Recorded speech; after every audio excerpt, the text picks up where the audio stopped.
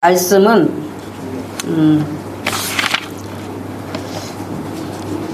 이 말씀을 드리면서 찾아보는 것으로 이제 할 건데요. 출애굽기 24장을 그냥 열어 놓으십시오.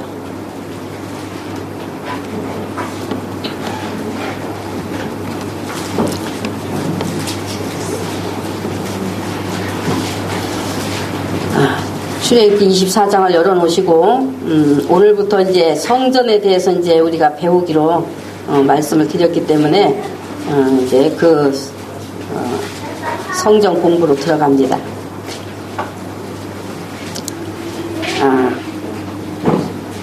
오늘 성전의 과정과 그 관계, 성전의 과정과 그 관계라는 그런 제목으로 이제 성전의 시작을 해보겠습니다.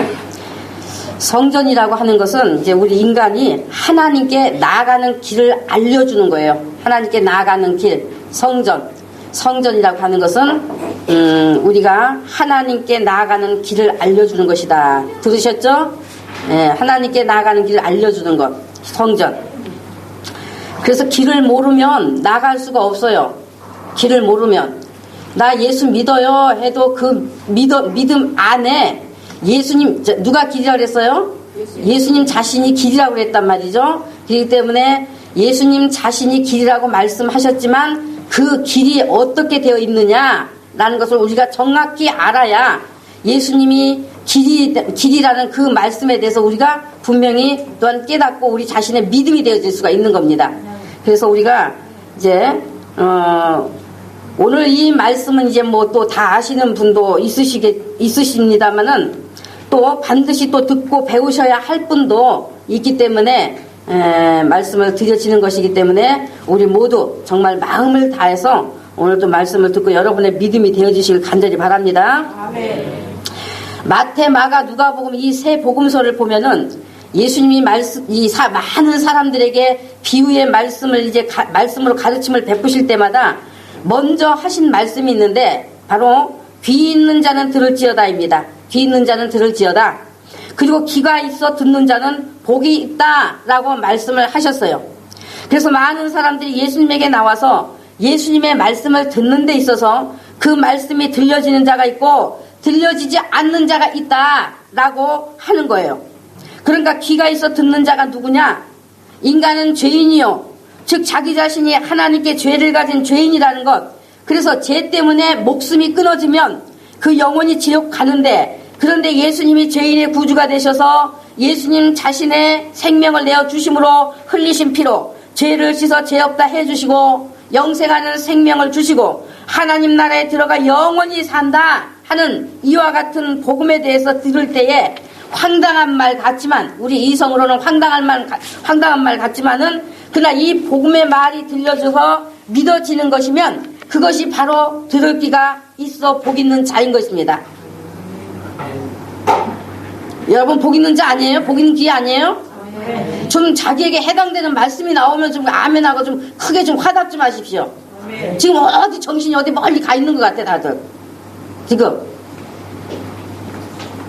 그래서 이 복음이 들려져서 받아들인 사람은 자기에게 들려진 그 복음의 말씀 그대로 자신과 예수님과의 관계, 즉 죄인과 구주로서의 관계에다 포커스를 맞추고 예수님의 말씀에 귀를 기울이게 되어 있습니다. 귀가 있어 복된 자는 자기의 믿음을 영적인 것에다 두어야 하는 것을 이해하게 되어 있고, 그러므로 예수님의 말씀에 관심을 기울이고 들을 귀가 있는 복 있는 자로 자라가게 되어 있는 거예요. 들을 귀가 있어 복 있는 자는 예수님의 말씀을 들을 때에 기쁨이 샘솟고 행복함이 그 영혼에 역사하는 것을 경험하기 때문에, 그래서 영을 살리고 영의 생명이 되는 말씀 듣기를 원하게 되어 있는 겁니다.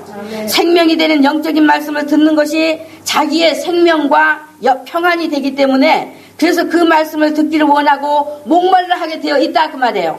그래서 이와 같은 사람을 들을 귀 있는 자로 복 있다라고 하시는 것입니다. 아멘. 그런데 들을 귀라고 하니까 말씀을 들을 때에 그 말이 무엇을 말하는지 알아듣는 것만 가지고 말씀하는 것인 줄로 착각하시면 안 됩니다. 자기 영혼에 그 말씀이 깨달아져 받아들여져서 경험하는 것이 되어지는 것까지를 말씀하는 거예요. 다시 말하면 자기에게 감동이 되어져야 한다 그 말이에요. 감동이 되어져야 한다. 마음의 변화가 일어나고 그 말씀으로 사는 것까지를 말한다 그 말입니다. 그래서 저는 여러분 모두가 그같이 예수님이 말씀하신 들을 귀가 있는 자는 복이 있다 하신 그 복 있는 분들이 되셨기를 진심으로 소원합니다. 아멘. 이제 우리가 성전 안으로 들어가기 전에 먼저 이제 성전이 무엇인가, 또 그 성전은 우리와 어떤 관계가 되어 있는가 이제 하는 것을 먼저 말씀드려 보려고 합니다. 여러분 자신이 믿음이 정확히 되기 위해서는 너무나 필요하고 너무나 중요한 가르침이기 때문에 잘 배워서 자기 믿음으로 잘 소화시키셔야 하는 거예요. 우리 인간은 하나님을 섬겨야 하는 존재로 지음 받았습니다. 하나님이 지으신 인간은 하나님을 섬겨야 하는 것에는 다른 조건이 있을 수가 없고 무조건적인 것입니다. 무조건인 거예요. 인간 존재 자체가 하나님을 섬기기 위해서 창조되었기 때문에 여기에는 어떤 조건이 붙을 수가 없는 것입니다. 그래서 우리 인간의 존재 이유가 하나님을 섬기기 위해서 라는 것을 알고 하나님을 섬기는 자가 바로 복 있는 자다라고 하는 거예요. 우리 인간은 복이라고 하면 재물이 많고 뭐 집안이 잘 되는 것, 정말 예수 믿는다고 하는 사람들조차도 먼저 이것을 생각하지 않습니까? 복하면 이거 생각하는 거 아닌가 말이에요. 그래서 누구는 참 복이 많아 그러면 우리 믿는 사람들도 먼저 떠오른 것은 그 사람은 아마 재물이 많은 사람인가 보다, 뭔가 집안이 잘 되는 사람인가 보다, 잘 되는 집안인가 보다 하는 것이 고정되어 있어서 복하면 이런 것을 먼저 생각하고 있는 겁니다. 그래서 믿는다고 하는 사람들이 하나님이 말씀하시는 믿음이 되지 못하는 병폐가 바로 여기에 있는 거예요. 그러나 성경이 말씀하고 있는 복, 하나님이 말씀하시는 복은 하나님을 섬기는 데 있다고 말씀해주고 있는 거예요. 히브리어로 복을 바라크라고 합니다. 바라크 또는 바락, 이제 우리 발음상 이제 이렇게 바라크라고도 할 수 있고 바락이라고도 할 수 있어요. 발음상. 그런데 또 하나님 앞에 무릎을 꿇는다도 바라크라고 했어요. 바라크. 복했을 때 성경에서 복이라고 하는 것도 바라크, 하나님께 무릎을 꿇는다 하는 것도 바라크라고 했다고 말이죠. 그러니까 구약 성경에서 복하면 바라크이라는 단어를 썼는데 똑같이 무릎을 꿇자 하는 것도 바라크라는 단어를 썼단 말이죠. 그리고 하나님을 섬기자, 하나님을 경배하자 할 때 이 말이 기원이 어디로서부터냐 하면 바로 하나님 앞에 무릎을 꿇자 하는 데서 나온 겁니다. 하나님 앞에서 무릎을 꿇자 하는 데서 파생된 그런 단어다 말이죠. 무릎을 꿇는다는 것은 복종한다는 뜻이요, 섬기겠다는 뜻이에요. 그래서 무릎 꿇는 것은 복종하여 섬기는 것이요, 섬기는 그것이 곧 복이라고 하는 거예요. 다시 말하면 무릎 꿇는다는 것, 그것은 곧 내가 오직 하나님만 섬기고 하나님께만 경배하겠습니다, 나로 하여금 오직 하나님만 섬길 수 있게 하옵소서를 말하는 것이다 그 말이에요. 이것이 하나님이 말씀하시는 복의 뜻인 거예요. 그러니까 이제 창세기 1장 27절 28절에도 하나님이 사람을 창조하시되 남자와 여자를 창조하시고 하나님이 그들에게 뭘 줬어요? 복을 주시며 그랬어요. 그러니까 그 복이 바라크인데 무릎을 꿇다 해서 파생된 단어로 바로 하나님께 겸손히 무릎 꿇어 복종하여 섬길 때 받는 복을 말씀해주고 있는 것입니다. 그 복을 말씀해주고 있어요. 세상적인 복이 아니에요. 이미 세상적인 것은 하나님께서 6일 동안 창조해서 충분히 우리에게 필요한 모든 것을 주시기 원하셨고 주시기로 작정돼 버린 거예요. 주시기로 작정돼 버린 것이기 때문에, 그래서 성경이 말하는 복하면 바로 하나님을 섬긴다, 하나님께 무릎을 꿇는다 라는 것이다 그 말이에요. 아멘. 그래서 우리가 하나님 나에게 복 주세요 한다면, 우리가 하나님 나에게 복 주세요 한다고 하면 우리는 내 생활이 잘 되게 해달라 하는 것을 말하는 것이지만, 하나님은 무엇으로 들으시는가 하면 내가 하나님만 섬기겠습니다, 오직 하나님께 복종하여 경배하겠습니다, 또는 그렇게 도와달라는 뜻으로 들으시는 것이 된다는 거예요. 하나님은 그걸 들으신다는 거예요. 그걸. 이것이 하나님이 말씀하시는 복의 뜻이기 때문에 그렇습니다. 하나님께서는 네가 하나님을 섬기는 그 자체가 복이다, 오직 네가 나에게만 복종하여 무릎을 꿇는 것이 복이다 라고 하신다 그 말이에요. 그래서 이것을 정확하게 알고 하나님을 섬기는 자가 바로 하나님의 모든 것을 누리고 사는 복이 있게 되는 것입니다. 하나님께서 너희가 나를 섬기면 그 조건부로 내가 무엇을 조금 주겠다 하고 나오신 것이 아니라 아주 하나님의 자녀로 나서 하나님의 것이 그 자녀의 것 이미 미리 6일 동안 다 창조해 놨다 그랬잖아요.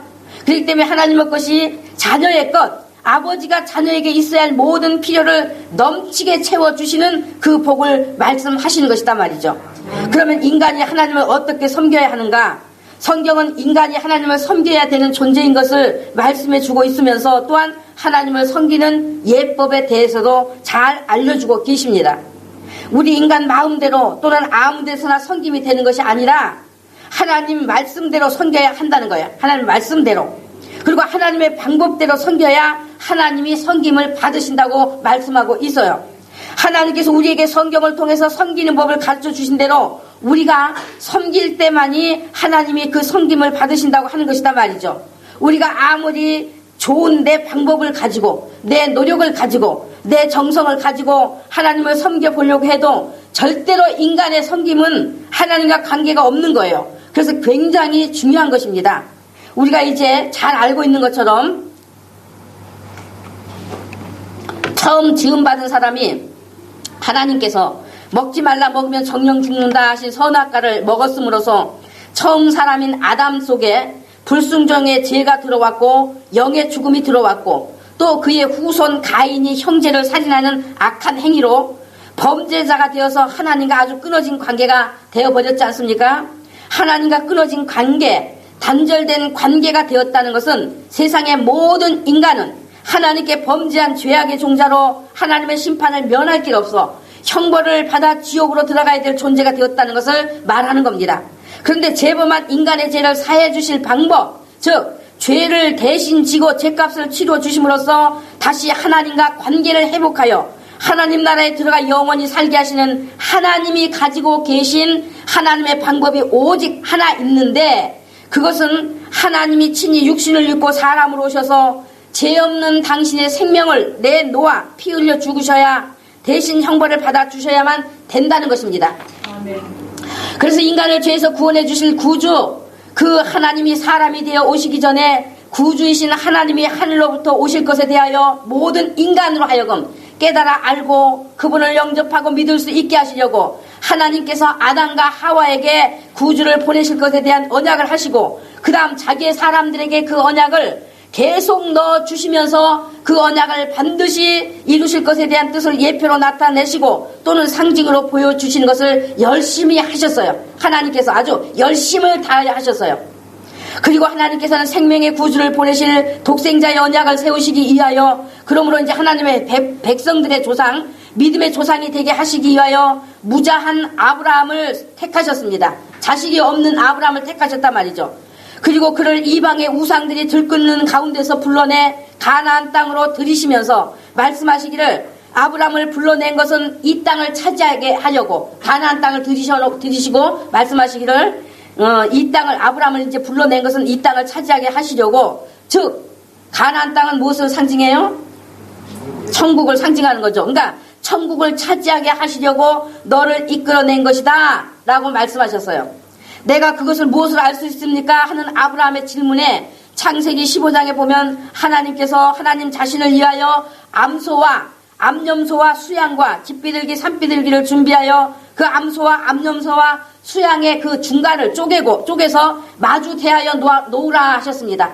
중간을 쪼개서 마주 대하여 놓으라 하셨단 말이죠. 아브라함이 그 일을 다 행하고 또 쪼개놓은 사체들을 솔개들로부터 지키기 위해서 애쓰다 보니까 너무 그냥 그만 지치고 고나여 깊은 잠에 취해서 잠들어 버렸어요. 하나님께서 깊이 잠든 아브라함에게 말씀하시기를, 내 자손이 400년 동안 이방에 객이 되어서 괴롭힘을 당하다가 그 후에 큰 재물을 이끌고 나올 것이다 하고 말씀해 주신 후 풀무불과 같은 타는 햇불로 임재하셔서 암소와 암염소와 수양의 그 쪼개진 사이로 지나가신 것입니다. 이것은 하나님께서 아브라함에게 하나님이 인간의 죄를 대속하시기 위하여 친히 오셔서 속죄제물, 희생제물이 되실 것이다 하는 것을 언약하시는 표로 행하셨던 거예요. 아브라함에게 언약하시는 표로, 당신 자신이 친히 오셔서 그와 같이 속죄제물, 우리에게 대신 희생제물이, 우리 대신 희생제물이 되실 것이다 하는 것을 언약하신 표로 행하셨다 그 말이에요. 그래서 구약시대 때는 하나님께서 그 아브라함의 후손으로 난 이스라엘 백성들에게 언약하신 구주가 세상에 오실 때까지 죄를 알지도 못하는 흠없고 정결한 소나 양으로 인간의 죄를 용서하신다는 뜻으로 하나님이 화해하시겠다는 표로 희생제를 드리게 했던 것입니다. 하나님께서 죄를 용서하신다는 표, 또 우리와 화해하시겠다는 표로 그렇게 희생제를 드리게 했다 그 말이죠. 그러므로 하나님과 화해가 되고 하나님을 섬길 수 있게 되고 하나님을 만날 수 있고 하나님께 복을 받을 수 있게 하셨던 것입니다. 그런데 하나님과 화해가 되고 하나님께 복을 받을 수 있는 이와 같은 희생제사를 드리는 것이 아무 데서나 할 수 있는 것이 아니었어요. 바로 성전 안에서만 이루어지는 것이요, 하나님께서 거룩하게 구별하신 성전 안에서만 희생제물로 피 흘려 번제로 드리고 성소한 지성소에 임재해 계신 하나님께 그 피를 가지고 나아가는 거예요. 그 피를 가지고. 그래서 그 피를 보시는 하나님께 죄를 용서받고 하나님께 복을 받을 수 있기 때문에, 그러므로 반드시 성전 안에서만 이루어져야만 되는 것이었어요. 그렇기 때문에 여러분께서 반드시 기억하고 믿음이 되어야 하는 것, 바로 우리는 성전을 벗어나면 살 길이 없는 존재라는 것을 아셔야 되는 것이다 말이에요. 성전을 벗어나면 살 길이 없어요. 살 길이 없는 존재라는 것 분명히 아셔야 된단 말이죠. 성전 벗어나면 전혀 살 길이 없다는 것을 아셔야 된다 그 말입니다. 그래서 하나님께서 아브라함의 후손, 즉 이스라엘 백성을 아브라함과 약속하셨던 대로 애굽의 그 노역에서 건져내시고 축복의 가나안 땅으로 인도하시는 중에 하나님의 백성이 지켜야 될 것과 하지 않아야 될 것에 대한 율법을 주시고, 또한 하나님과 화해하고 하나님을 섬길 수 있고 하나님을 만날 수 있고 하나님께 복을 받을 수 있는 장소, 즉 성전을 짓도록 명하셨습니다. 모세에게 성전을 짓도록 명하셨어요. 출애굽기 24장 펴놓으셨죠? 아멘. 출애굽기 24장 16절부터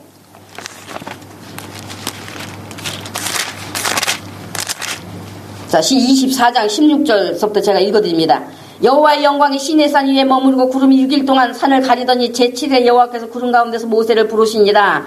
산 위에 여호와의 영광이 이스라엘 자손의 눈에 맹렬한 불같이 보였고 모세는 구름 속으로 들어가서 산 위에 올랐으며 며칠간 40야를 산에 있으니라. 산에 있으니 이제 첫 번째 하나님께 율법을 받고 이와 같이 성전을 짓게 하시기 위해서 모세에게 모든 것을 일러주시기 위해서 지금 산으로 불러 올리셨어요. 그러니까 40일 40야를 산에 있으니라 그랬어요. 그 다음 25장 8절로 9절 읽습니다. 다 같이 있습니다. 자, 시작. 내가 그들 중에 거할 성소를 그들을 시켜 나를 위하여 짓되 무릇 내가 네게 보이는 대로 장막의 식양과 그 기구의 식양을 따라 지을지니라. 자, 지금 하나님께서 지금 모세에게 다 장막의 그 식양, 짓는 그 모양 모든 것을 다 보이셨다고 말씀하셨죠. 그래서 그 기구의 식양을 따라 지어라 라고 말씀했어요. 신명기 12장 5절 11절, 또 신명기 16장 2절 26장 2절 네, 보면은 이 성소에 여호와께서 자기 이름을 두시는 곳이라고 말했어요. 여호와께서 자기 이름을 두시는 곳.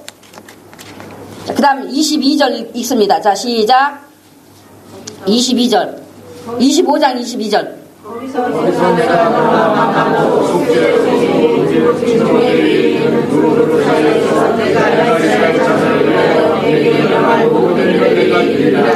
아멘. 자, 어디서 만나주세요? 네, 성소 안에서 하나님이 만나주신 곳이 바로 성소라고 말씀해주고 있다 그 말이죠. 성소. 또 40절 읽습니다. 너는 삼가 이 산에서 내게 보인 식양대로 할지니라. 그러니까 보여준 그 식양대로 그대로 지어라 말이죠. 그래서 이와 같이 하나님의 백성 진중에다 하나님이 함께 거하실 성소를 하나님이 명하신 그대로 지어 놓았습니다. 백성 진중에다가. 그런데 이때는 자주 이동해야 되는 불편한 광야 생활 중에 있었고, 가나안 땅에 이제 들어가 안주할 때까지는 세웠다 거두었다 하는 그런 일이 반복이 되었었는데, 이때 모세가 세운 이 성전을 성막 또는 장막이라고 그렇게 불렀어요. 성막 또는 장막이라고 했어요. 그 다음 이제 이스라엘 백성이 가나안 땅에 들어가 거주하게 되었을 때에 솔로몬 왕이 모세가 지었던 성소의 모양대로 예루살렘 정중앙에다가, 그러니까 이스라엘 그 사는 예루살렘의 정중앙 높은 곳에다가 7년에 걸쳐서 성전을 아름답게 건축을 했습니다. 아름답게. 솔로몬이 건축한 이 전을 이때는 성전 또는 여호와의 전이라고 불렀어요. 여호와의 전, 성전 이렇게 불렀어요. 우리 열왕기상 9장 3절 찾아봅니다. 열왕기상 9장 3절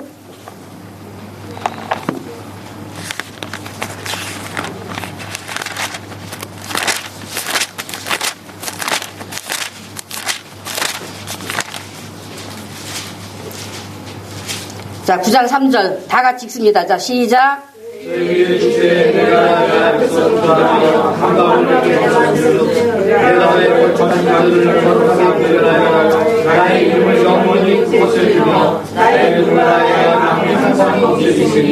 아멘. 건축한 이 전을 거룩하게 구별하시고 또 나의 이름을 영영히 그곳에 두며, 그러니까 영원히 그것에 두며, 그러니까 여호와의 이름을 거기에다 영원히 두시겠다라고 말씀해 주었고, 또 나의 눈과 나의 마음이 언제까지 항상 거기 있으리니 라고 말씀해 주었어요. 나의 눈과 나의 마음, 또 하나님의 여호와의 이름을 영영히 그곳에 두며 나의 눈과 나의 마음이 항상 거기 있겠다라고 말씀하셨어요. 그래서 이스라엘 민족은 그 삶이 오직 성전을 중심해서 살았습니다. 그 성전이 거룩히 구별된 하나님이 계신 곳이요, 그 성전에서만 하나님께 흠없는 소나 양을 잡아 피 흘려 제물을 드림으로써 하나님께 죄를 용서받아 하나님과 화해가 되고 하나님을 만날 수 있고 하나님께서 백성에게 복을 내리시는 곳이 되었기 때문에, 그래서 이스라엘 백성은 이 성전을 떠나서 살 수 없는 백성이었어요. 성전을 떠나서 살 수가 없는 백성이단 말이죠. 그래서 이스라엘 백성들이 늘 성전을 향해 눈을 두고 있었고, 이스라엘 백성들도 성전을 향해 눈을 두고 있었고 마음을 두고 있었고, 그들이 전쟁의 포로가 되어 끌려가도 성전을 향해서 엎드려 하나님께 경배하고 기도를 했던 것입니다.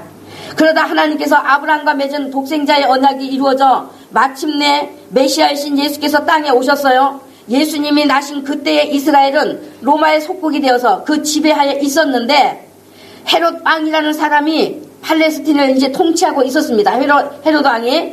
그런데 이 사람은 로마 제국으로부터 임명을 받아서 팔레스틴 지역을 이제 통치는 했지만은 로마 사람도 아니고 유대인도 아니었어요. 이 사람이 다른 지방의 왕가 출신의 사람이었습니다. 그래서 이방인인 이 헤롯 왕이 유대 민족을 통치한다는 것에 대해서 유대인들이 강하게 반감을 가지고 있었어요. 그런데 이 헤롯 왕이 유대인들의 이와 같은 반감을 알고 어떤 그런 쿠데타가 일어날까 두려워서 두려운 마음을 가지고 있었는데, 유대인들이 하나님께 제사하고 섬기는 그 성전이 오랜 세월 동안 많은 순환을 겪다 보니 파괴된 곳도 많고 지저분하고 낡아졌지 않았겠습니까?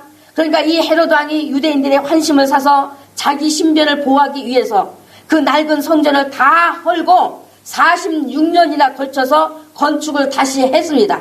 성전을 건축을 다시 해줬어요. 우리 마가복음 13장 1절 2절 찾아봅니다.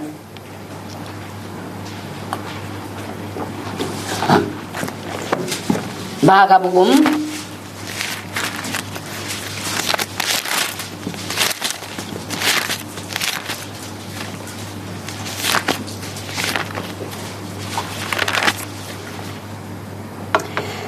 13장 1절 2절 읽습니다. 다 같이 시작.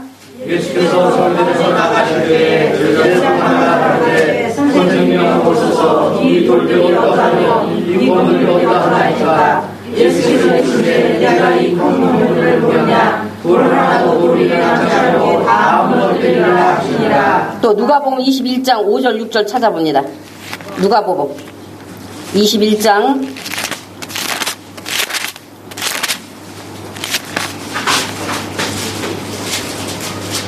5절 6절 자 같이 읽습니다. 자 시작. 어떤 사람이 성전을 가지고 그 이석과 홀로가 것에 말하되 예수께서 말하시되 너희 오늘 이것들이 나를 이끌면 돌 하나도 돌이 남지 않고 다 무너뜨리리라. 아멘. 자 이와 같이 성전이 미석과 헌물로 지어졌다 했어요. 미석과 헌물로. 그러니까 헤롯 대왕이 이 성전을 짓는 것이 되었으니 주변에 이제 작은 지역의 왕들이 왕들 또 그 이하 또는 부자들이 많은 보물들을 바쳐서 지어진 거예요. 많은 보물들을 바쳐서 지어졌어요. 그래서 46년에 걸쳐 지은 성전이 얼마나 화려하고 웅장했지 않겠습니까? 화려하고 웅장했단 말이죠. 그러니까 유대인들이 이 성전에 대해서 자랑스러운 마음들을 가지고 있었던 것이죠. 그 성전을 보면서 누군가가 예수님께 이 돌들이 어떠하며 이 건물들이 어떠합니까? 이 말은 이렇게 엄청나게 좋게 멋있게 웅장하게 아름답게 지어진 이 성전에 대해서 선생님도 소감을 좀 한마디 좀 말해 좀 보세요. 소감 좀 말해 보세요, 선생님도. 너무너무 멋있지 않습니까? 얼마나 좋습니까? 우리의 성전이 이렇게 웅장하고 화려하게 지어졌잖아요. 그러니까 소감 좀 말해 보세요. 이제 그런 뜻이에요. 그런 말. 소감 좀 말해 보라고 한 거예요. 그런데 예수님 뭐라 하셨습니까? 너희 보는 이것들이 날이 이르면 돌 하나도 돌 위에 남지 않고 다 무너뜨리우리라고 말씀한 것입니다. 그러니까 예수 오신 이후에는 이제 세상에 보여지는 외형적인 것 갖고 하나님을 섬기는 것이 아니다는 것을 가르쳐 주는 거예요. 그러니까 무너뜨린다고 하신 이 원문의 해석을 보면은요, 파괴하여 조각조각 떼어 놓는다는 것을 말씀하는 것이라고 되어 있습니다. 그러니까 예수님의 이 말씀은 너희가 지금까지 붙들고 온 구약의 성전은 이제 그 성전이 아무리 아름답고 웅장해도 이 성전이 감당해온 역할은 끝날 때가 왔다. 이제 사람이 손으로 지은 성전 시대는 끝날 때가 왔다라는 그런 의미로 말씀해 주신 거예요. 그래서 이미 말씀드렸던 바대로 이 성전이 예수님이 예언하신 그대로 돌 위에 돌 하나 남지 않고 다 허물어져 버렸다는 것 우리 이제 다 잘 알고 계시는 거잖아요. AD 70년에 다 허물어졌다고 그랬잖아요. AD 70년. 그러니까 예수님 그러니까 서기 70년대에 허물어졌다고 했잖아요. 그러니까 유대인 저항군이 유대인 저항군이 이제 로마를 상대로 전쟁을 일으켰는데 완전히 패했어요. 완전히 패해. 로마 제국의 황제의 아들 디도라는 장군에 의해서 이제 예루살렘이 함락당하고 성전은 완전히 허물어버렸던 것입니다. 성전을 완전히 허물어버렸어요. 그러면 왜 예수께서 하나님의 전 뜻을 가지고 있는 여호와 하나님의 하나님께서 자기의 이름을 두시고 백성들과 함께 하셨던 하나님의 성전을 하나님께서 자기의 눈과 마음을 거기에 두시겠다고 하신 성전을 이제 필요 없는 것처럼 그 같은 말씀을 하셨을까요? 요한복음 2장을 보겠습니다. 요한복음 2장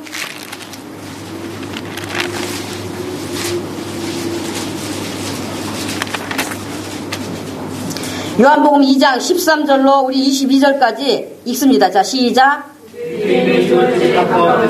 예수께서 예루살렘으로 올라가셨더니 성전에서 소가 양과 비둘기 많은 사람들과 돈 받는 사람들이 앉은 것을 보시고 높은 채찍을 만드사 양이나 소를 다 성전에 주시고 돈 받는 사람들을 주시며 상을 얻으시고 비둘기 많은 사람에게 이르시되 이것을 얻어서 가져가라. 내 아버지 거룩한 사람을 만나지 말라 하시니 그들이 성경 말씀에 주께서 사망을 주니 나를 신사하고 주려가더라. 이에 내가 이런 일을 하니 무슨 표적에게 보이거든요. 예수께서 대답하여 너희가 이 성전을 몰라 내가 사람을 이기리라. 이들에게 가는데 이 성전은 46년 전에 우리가 3일 동안에 이기게 넘어가더라. 그러나 예수는 성전을 가지고 말씀하셨더라. 죽은 자 가운데서 살아나시리라. 제자들이 말씀하신 것을 기억하고 성령과 예수의 말씀을 믿었더라. 아멘.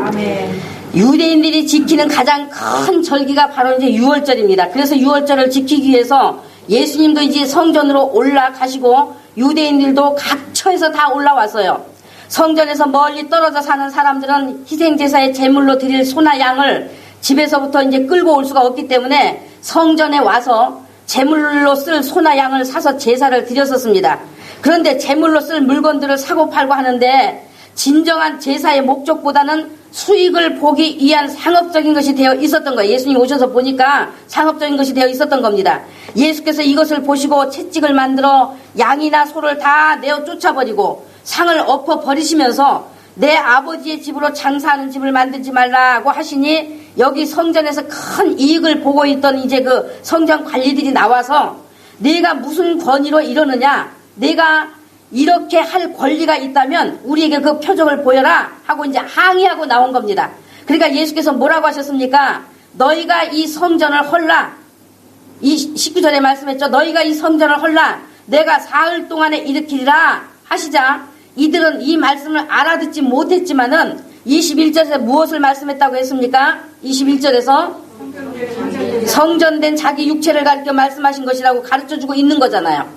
그러면 이제 누가 성전이라고 하는 것입니까? 예수님 자신이 성전이세요. 예수님 자신이.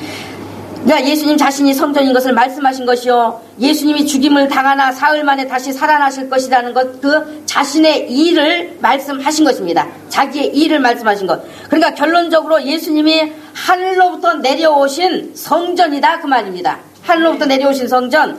그래서 그 성전이신 예수 그리스도 안에서만 하나님을 만나고 하나님께 복을 받고 하나님이 계신 지성소에 들어가심으로써 영원히 산다는 것을 인간으로 하여금 깨달아 알게 하시기 위해 하늘의 성소였던 예수 그리스도를 땅의 모형으로 짓게 하시고 예수님을 그 성전을 통하여 깨달아 알게 하셨던 거예요. 성전을 통하여, 구약의 성전을 통하여서 예수님을 깨달아 알게 했다 그 말입니다. 그래서 이제 하나님은 사람의 손으로 지은 건축물에 계시지 않는다. 이제부터는 사람의 손으로 지은 성전은 필요 없으니 헐어버려도 좋다. 진짜를 알게 하시기 위해서 하나님이 미리 예표로 보이신 모형으로 주신 것이니 이제 진짜 성전이 왔으니, 실체가 왔으니 내 안으로 들어오라고 하시는 것이었다 그 말입니다. 그래서 히브리서 8장 5절에 구약의 사람들이 섬기는 것은 하늘에 있는 것의 모형과 그림자라고 말씀해주고 있어요. 구약에 섬기는 것, 하늘의 뭐예요? 모형과 그림자다 라고 말씀해주고 있다 그 말이죠. 그러나 이와 같은 구약의 모형과 그림자로 주신 성전을 보면, 성전을 알면 누구를 알 수 있다고 하신 겁니까? 예수님을 알 수 있단 말이죠. 예수님을. 그래서 구약의 성전은 인간에게 마음대로 지어라 하신 것이 아니요, 아까 우리가 읽은 말씀대로 하나님께서 모세에게 일일이 지시하시고 성전의 식양을 다 보여주셨고 그대로 지어라 하신 겁니다. 그대로 지어라. 절대로 하나님 말씀대로 지어야 했었어요. 왜냐하면 예수님을 알게 하시기 위한 것이었기 때문에 이 성전을 통해서, 이 성전 안의 모든 과정을 통해서, 즉 성전의 예법을 통해서 하나님 우리에게 하나님이 어떻게 섬김을 받으시기를 원하시는 분인지를 알려주신 것입니다. 그렇기 때문에 우리가 구약의 성전으로 보이신 뜻을 반드시 깨닫는 것이 되어야 우리 믿음을 바로 가질 수가 있게 되는 거예요. 우리 믿음을, 성전에 섬기는 예법과 성전의 관계를 알지 못한다고 하면 우리의 믿음은 헛것이 될 수도 있다 그 말입니다. 그래서 성전이신 예수, 창조에 속하지 않으신 참 성전이 되시는 예수께서 인간 속에 오셔서 이제 자신이 성전으로 왔으니 자기 안으로 이제 들어오라고 사람들에게 전하고 다니신 거예요. 초청하고 다니신 거예요. 예수님을 맞아들여 영접하라고 하신 것입니다. 요한복음 4장에서 이제 참 성전이신 자신을 통해서만이 하나님께 예배할 때가 왔다라고 자신이 누구인지를 드러내시기도 하셨던 것입니다. 그런데 유대인들은 참 성전이신 예수께서 오셔서 말씀하시는 것을 오히려 하나님을 모독하는 자, 율법을 폐하는 자로 정죄하여 예수님을 십자가에 못 박아 죽이는 데까지 나아갔어요. 하나님의 뜻을 받아들이지 않고 이같이 자기들이 옳다고 생각하는 대로 행하고 성전이신 예수님을 받아들이지 않고 모형으로 준 그림자 역할을 했던, 손으로 지은 그 건축물을 붙잡고 하나님을 섬긴다고 했던 이 유대인들의 고집과 교만은 결국 하나님의 심판을 불러들인 것이 되어버렸던 것입니다. 우리 누가복음 19장 또 찾아봅니다. 누가복음 전으로 거슬러 올라가면 누가복음 19장 바로 나와요. 19장 41절, 41절에서 44절까지 찾아 읽습니다. 19장 41절에서 44절까지 다 같이 있습니다. 자, 시작. 가까이 가서 성을 보시고 오시며 사자들의 지금 이는 내 숨겼도다. 나를 들자 내 옷을 조사하고 또 너와 가운데 있는 내 자신을 가르치며 또 하나도 우리에게 하지 아니하니 이런 영광과 바라는 네가 하시니라. 아멘. 예수께서 이 성경을 보면 우시는 장면이 세 군데가 나오는데 그 중에 한 군데예요. 성을 보시고 예수님은 우셨어요. 성을 보시고. 왜 우셨습니까? 이 성을 보시고 우셨다는 것은 이 성전을 향해 성전 예배를 드리고 있는 이 유대인들이, 예루살렘의 유대인들이 모두가 다 그 성전만 붙들고 있지 예수님 자신이 메시아인 것을 받아들이지 않는 거예요. 받아들이지 않아.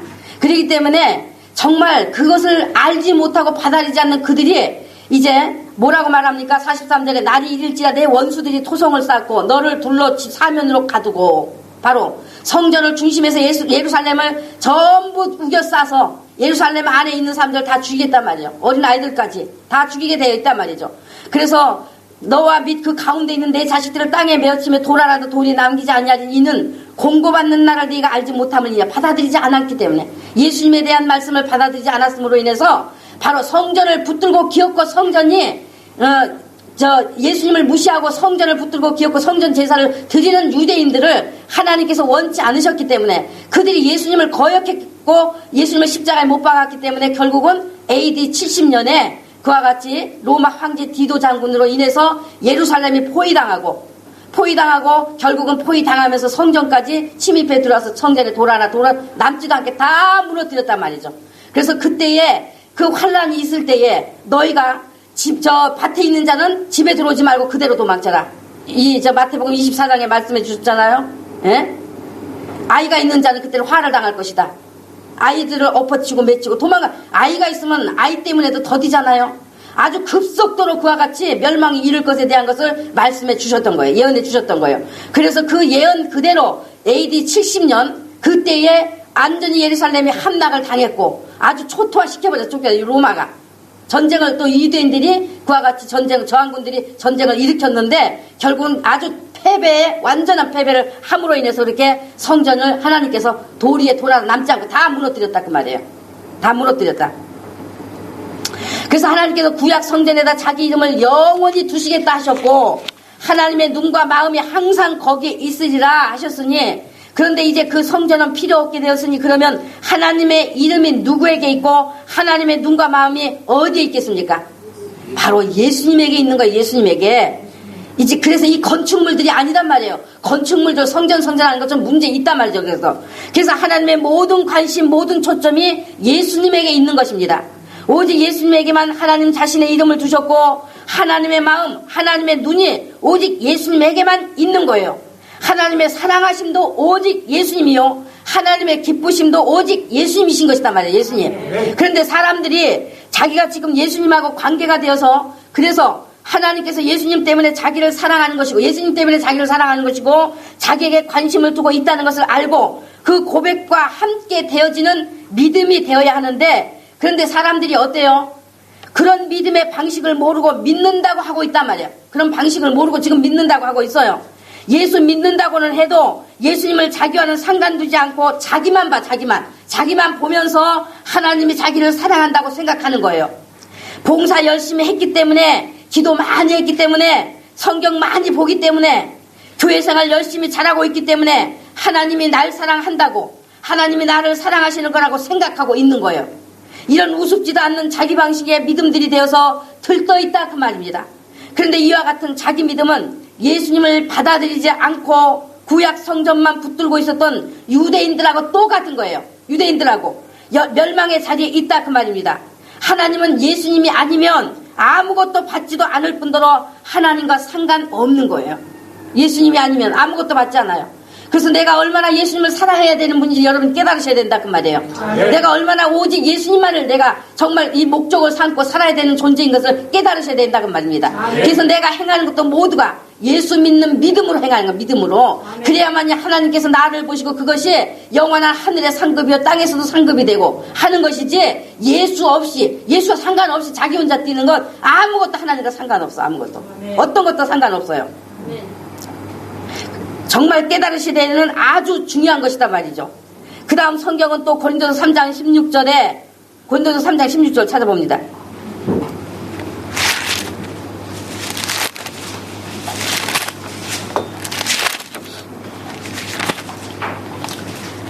고린도서 3장 16절 17절 같이 있습니다. 자, 시작. 너희가 하나님의 성전인 것과 하나님의 성령이 너희 안에 거하시는 것을 알지 못하느뇨. 누구든지 하나님의 성전을 더럽히면 하나님의 인사가 멸하시리라. 하나님의 성전을 거룩하니 너희도 거룩하리라. 아멘. 아멘. 자, 그 다음 누구에게 성전이라고 했어요? 우리 자신, 예수 믿는 우리 자신이 성전인 것과 너희가 하나님의 성전인 것과 그랬어요. 바로 우리 예수 믿는 한 사람 한 사람이 성전이라는 거예요. 예수 믿는 한 사람 한 사람이 내가 예수님을 내 구주로 믿고 예수님의 말씀을 따라 살겠습니다 하고 죄의 삶에서 돌이켜 예수님 안으로 들어왔더니 성전 안에 들어온 것이 되었다는 거예요. 아멘. 예수님이 성전이시기 때문에 성전 안에 들어온 것이 되었단 말이죠. 아멘. 성전이신 예수님 안에 들어와 예수님을 내 안에 영접하여 모셔드리니 예수님이 영생의 생명을 가지고 성령으로 들어오셔서 흘리신 제3의 피를 내게 먹여주시고 또 생명 얻게 하시려고 찢기신 살을 내게 먹여주시고 또 생명을 더 풍성케 하시는 말씀으로 먹여주시는 것을 받아들이니 성전이신 예수님이 또한 내 안에 통째로 들어와 버리신 것이 되었다고 하는 거예요. 아멘. 예? 예수님의 생명을 예수님 이제는 예수님이 내 구주이십니다. 아멘. 예수님이 이제 내 생명이 되십니다. 아멘. 오직 예수님을 따라 살겠습니다. 내 안에 모셔드립니다 하면 성령이 예수님의 생명을 가지고 우리 안에 임하시는데 임하신 이 그 생명이 씨가 되어서 우리가 이제는 정말 이 예수님께서 자기가 흘리신 피 또 자기가 찢기신 포도주와 우리가 정말 그 믿음으로 말이죠. 예수님의 살을 우리가 대하고 그것을 먹여주시더란 말이죠. 먹여주시고 또 생명을 더 풍성케 하시는 예수님의 말씀을 우리가 믿고 받아들이니 어때요? 예수님을 통째로 주신 것이 되었단 말이에요. 아멘. 성전이 우리 안에 들어와 버렸단 말이에요. 성전이 우리 안에 들어와 버렸어요. 그래서 들어와 버리신 것이 되었다고 하는 거예요. 그래서 내가 예수 안에 예수님이 내 안에가 되어진 성전의 관계 즉 예수님이 성전이시더니 내가 또한 그 성전이신 예수님을 모셔드려 성전이 내 안에 들어와 버리니 나도 무엇이 됐어?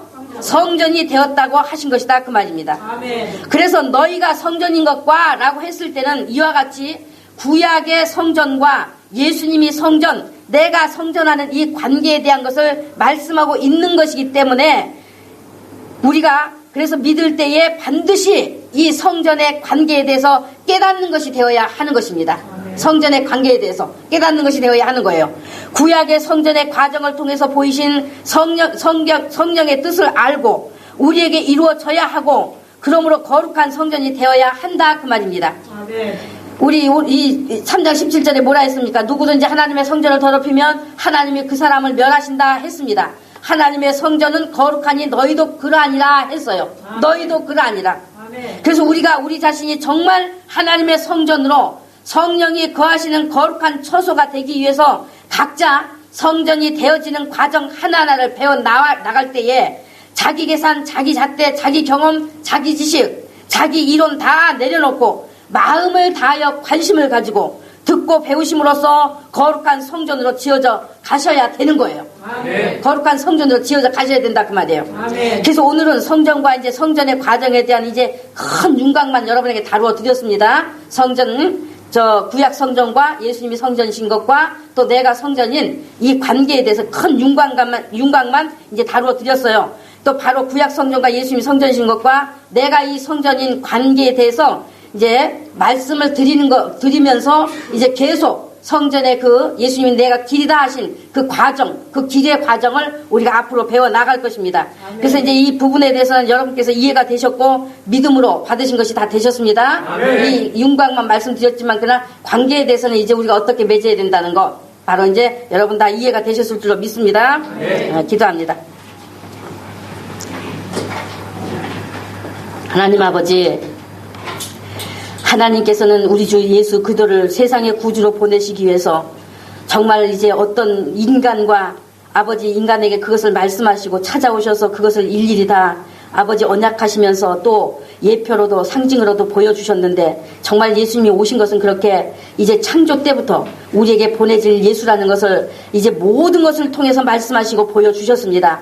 예수님이 어느 순간 정말 하늘에서 뚝 떨어진 분이 아니라 수천 년 동안 하나님께서 그와 같이 언약하시고 보여주시고 아버지 말씀해 주셨고 정말 상징 속에 넣고 예표 속에다 넣어서 우리에게 알려주셨습니다.